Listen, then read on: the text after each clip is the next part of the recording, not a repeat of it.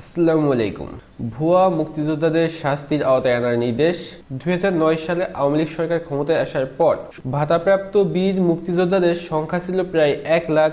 এখন সেই সংখ্যা বেড়ে 1,93,780 জন। শুধু তাই নয়, 2012 সাল থেকে আওয়ামী লীগ সরকারের সময়কালে 12.5 বছরের 37,731 জন মুক্তিযোদ্ধা হিসেবে নতুন করে গ্যাজেটভুক্ত করার সুপারিশ করে জাতীয় মুক্তিযোদ্ধা কাউন্সিল ও জামুকা।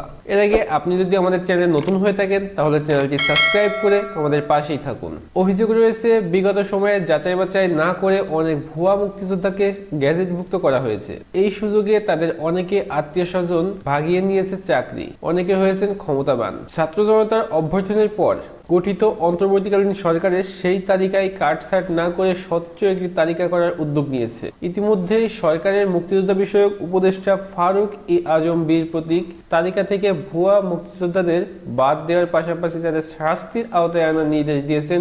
একই সঙ্গে মুক্তিযোদ্ধা সনদ নিয়ে কতজন চাকরিতে আছেন তাদের তালিকাও তৈরি করতে বলেছেন। সে অনুযায়ী কাজ শুরু করে দিয়েছে মুক্তিযোদ্ধা মন্ত্রণালয় ও জামুকা।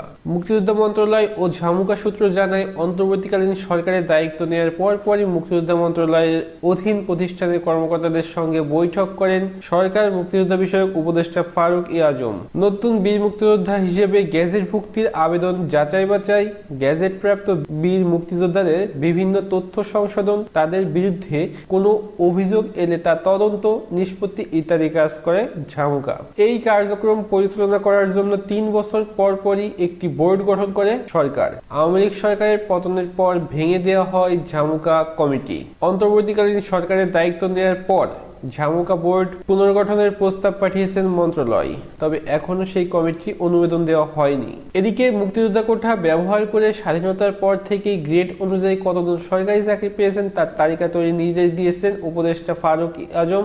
বিভিন্ন মন্ত্রণালয় এই তালিকা তৈরির কাজ শুরু করেছে বলে জানিয়েছেন সংশ্লিষ্ট এক সূত্র।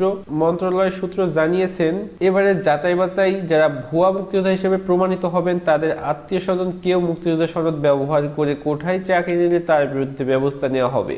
অন্তর্বর্তীকালীন সরকার যদি তালিকা থেকে ভুয়া মুক্তিযোদ্ধাদের বাদ দিতে পারেন তাহলে এটা খুবই ভালো হবে। প্রকৃত মুক্তিযোদ্ধারা তাদের ধন্যবাদ জানাবেন। আশা করি ভিডিওটি ভালো লেগেছে। আপনারা আমাদের সাথেই থাকুন। দেখা হবে পরবর্তী ভিডিওতে।